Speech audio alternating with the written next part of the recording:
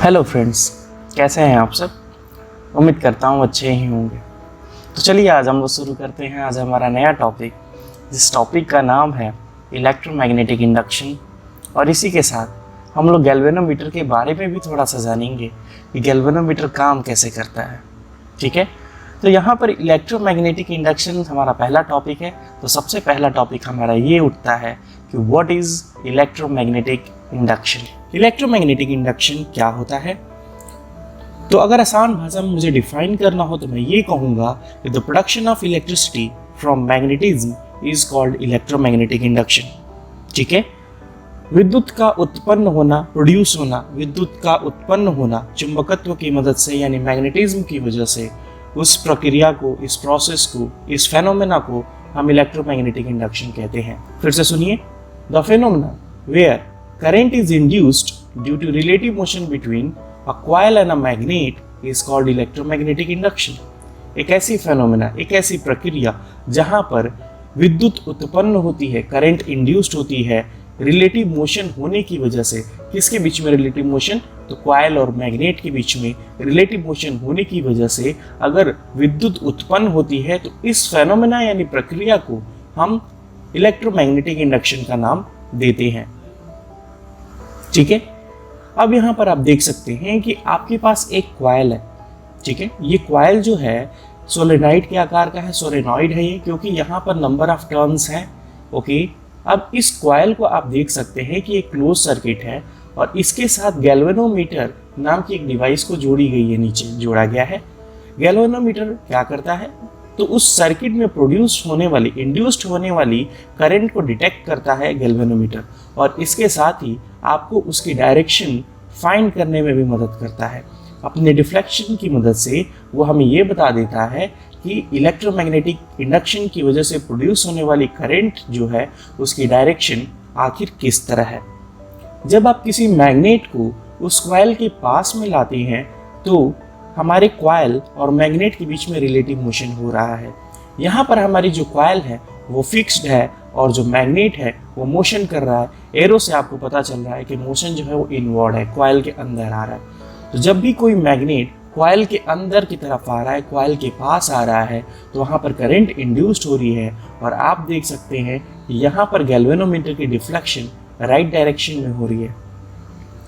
अब जैसे ही हम गैल्वेनोमीटर को पास ले जाकर हम रोक देते हैं, मतलब अब उस कॉइल और मैग्नेट के बीच में कोई रिलेटिव मोशन नहीं है, यानी कि वहाँ पर कोई मूवमेंट नहीं है। If there is no any movement, तब वहाँ पर करंट की जनरेशन या इंडक्शन नहीं होगी। ठीक है, वहाँ पर कोई करंट इंड्यूस्ड नहीं होगा अगर कॉइल और मैग्नेट के बीच में कोई रिलेटिव मोशन ना हो, तो वहाँ पर करंट नहीं होगा। तीसरा पॉइंट अगर हम देखें तो किसी भी कॉइल के पास से अगर आप मैग्नेट को वापस दूर ले जाना शुरू कर देते हो, तब भी आप देखोगे कि गैल्वेनोमीटर डिफ्लेक्शन शो करेगा। इसका मतलब कि उस कॉइल में इलेक्ट्रिसिटी जनरेट होगी और इसी के साथ गैल्वेनोमीटर का डिफ्लेक्शन जो है वो लेफ्ट डायरेक्शन में हो रहा है। लेफ्ट डायरेक्शन में हुआ, दूर ले जाने पर, पास ले आने पर डायरेक्शन जो था करंट का, डिफ्लेक्शन जो था गैल्वेनोमीटर का, वो राइट डायरेक्शन में था। तो आपने यहाँ पर ये देखा कि करंट इंड्यूस्ड तो हुआ, लेकिन गैल्वेनोमीटर का डिफ्लेक्शन जो था वो राइट तथा लेफ्ट की तरफ हो रहा था। यानी कि ऐसा क्यों हो रहा था? तो ऐसा इसलिए हो रहा था कि मैग्नेट को पास लाते वक्त जो सर्किट में करंट की डायरेक्शन थी, दूर ले जाते वक्त वो डायरेक्शन करंट की अब नहीं रही, रिवर्स हो जाती है, डायरेक्शन बदल जाती है।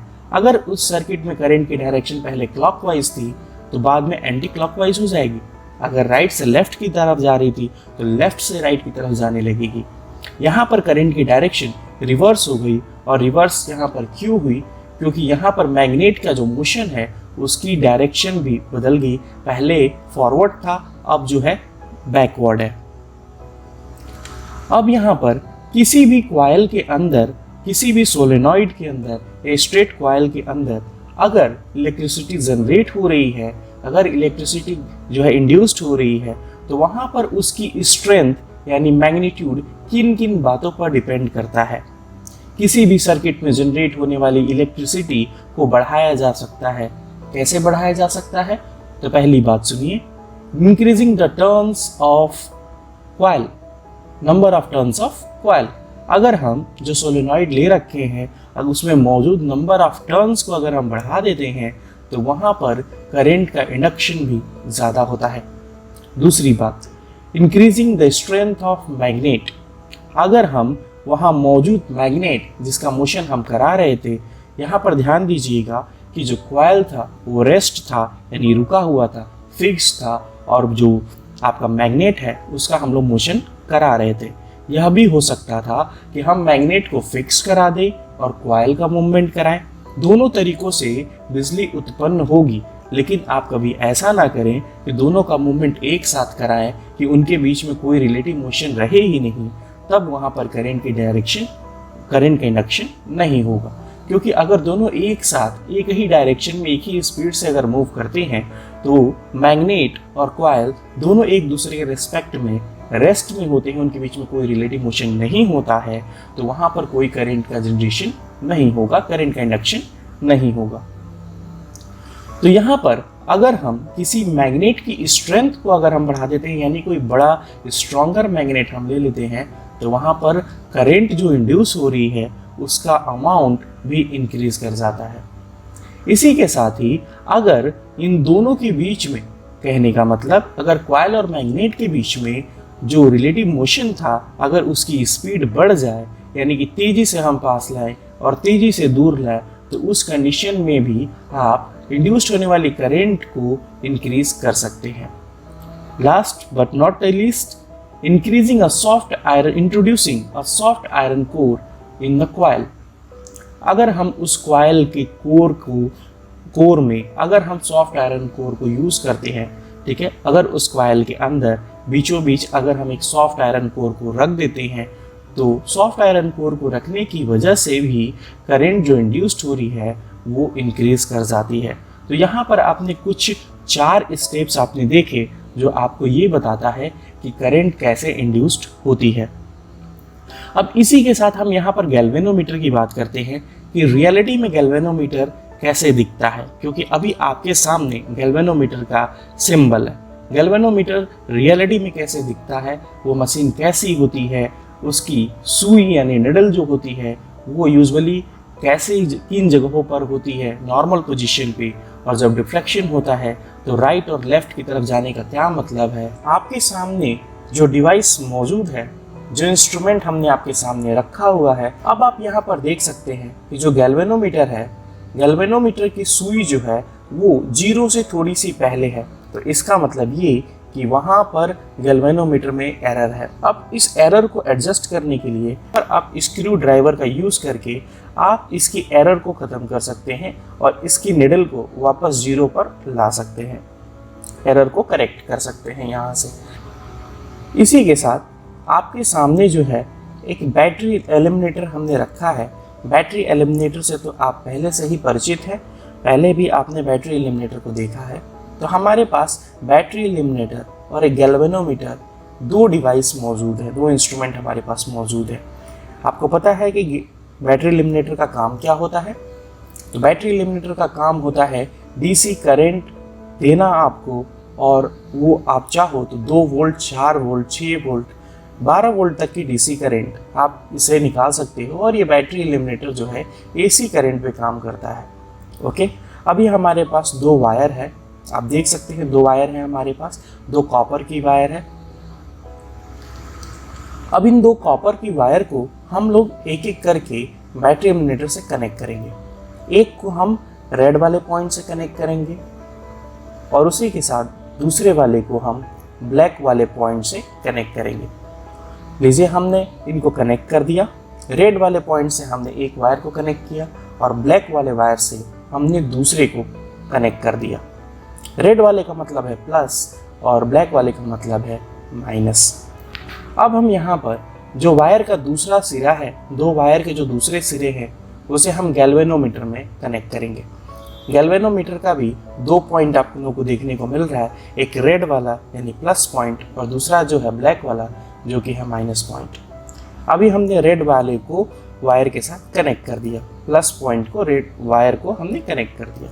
इसी के साथ अब हम कनेक्ट करेंगे ब्लैक वाले को वायर के साथ, वायर के दूसरे सिरे को ब्लैक वाले टर्मिनल से हम कनेक्ट कर रहे हैं। देखिए हमने इसको कनेक्ट कर दिया।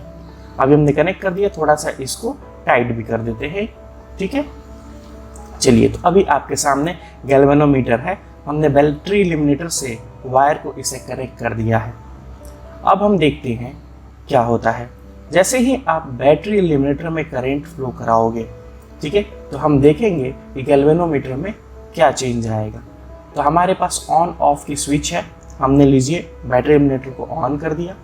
ऑन करने के बाद आप ध्यान से देखिए गैल्वेनोमीटर की जो सुई है वो लेफ्ट साइड में एकदम नीचे आके चिपक गई है। आप देखिए 0 से वो टर्न होके लेफ्ट साइड में आ चुकी है और लेफ्ट साइड में आके एकदम नीचे की तरफ चिपकी हुई है।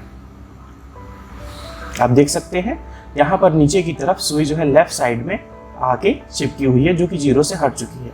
अभी हम गैल्वेनोमीटर को हम करंट इसकी सप्लाई बंद करते हैं, तो आप देखिए कि सुई जो है वापस 0 पर आ गई और फिर ऑन ऑफ करने पे ये वापस लेफ्ट की तरफ जा रही है। आप देख सकते हैं ऐसा।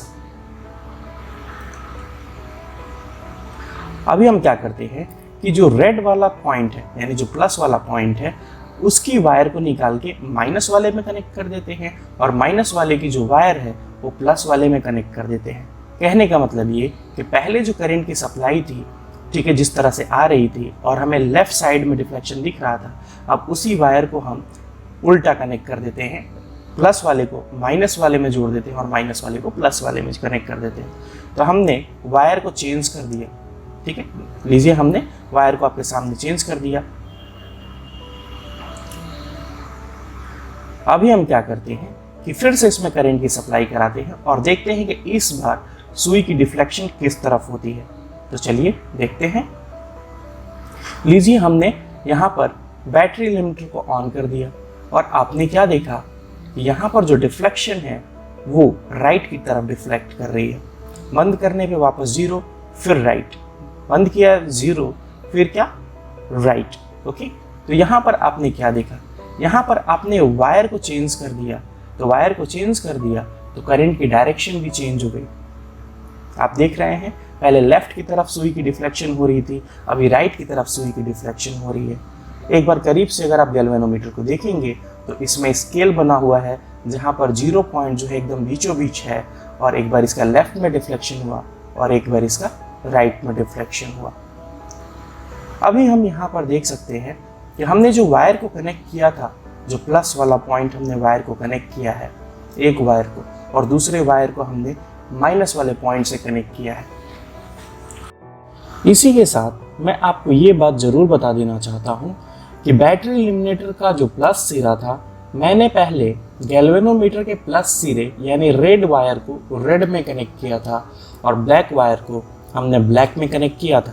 तब आपने डिफ्लेक्शन जो देखा वो राइट की तरफ था। जब डिफ्लेक्शन राइट की तरफ था तब हमने उसको प्लस वाले को प्लस सिरे में और माइनस वाले माइनस सिरे में हमने कनेक्ट किया था।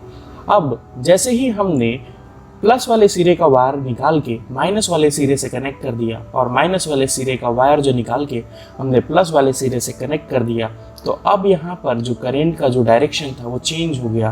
क्यों चेंज हो गया? क्योंकि अभी प्लस वाला सिरा जो था वो माइनस से कनेक्टेड था और माइनस वाला जो सिरा था प्लस से कनेक्टेड था। तो यहाँ पर अपोजिट होने की वजह से जो गैल्वेनोमीटर की डिफ्लेक्शन जो होगी वो अपोजिट डायरेक्शन में होगी, यानी कि लेफ्ट में होगी। तो जो आपने पहला कंडीशन देखा था, जो सुई की डिफ्लेक्शन लेफ्ट में गई थी, वो इसलिए हुई थी कि हमने वायर को चेंज कर दिया था और प्लस को माइनस के साथ जोड़ा था और माइनस को प्लस के साथ जोड़ा था। दूसरे वाले कंडीशन में राइट में चेंज डिफ्लेक्शन हुआ। राइट में डिफ्लेक्शन इसलिए हुआ कि हमने उसको चेंज करके वापस अपनी जगह पर कर दिया, प्लस को प्लस से और माइनस को हमने माइनस से कनेक्ट कर दिया। तो अब ये डिफ्लेक्शन जो है वो आगे की तरफ यानी राइट की तरफ हो रही थी। तो उम्मीद करता हूँ ये टॉपिक आपको अच्छे से समझ में आया होगा कि कैसे करंट की डायरेक्शन को चेंज करने की वजह से गैल्वेनोमीटर में डिफ्लेक्शन जो है डिटेक्ट किया जा सकता है।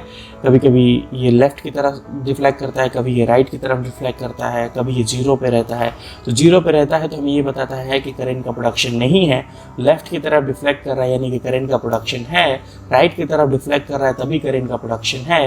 हालांकि लेफ़्ट की तरफ डिफ्लेक्ट होना और राइट की तरफ डिफ्लेक्ट होना हमें ये बताता है कि उस सर्किट में जो करंट है वो चेंज हो रहा है, उसका डायरेक्शन चेंज हो रहा है। पहले करंट की डायरेक्शन अगर क्लॉकवाइज थी तो बाद में करंट की डायरेक्शन जो है वो एंटी क्लॉकवाइज है।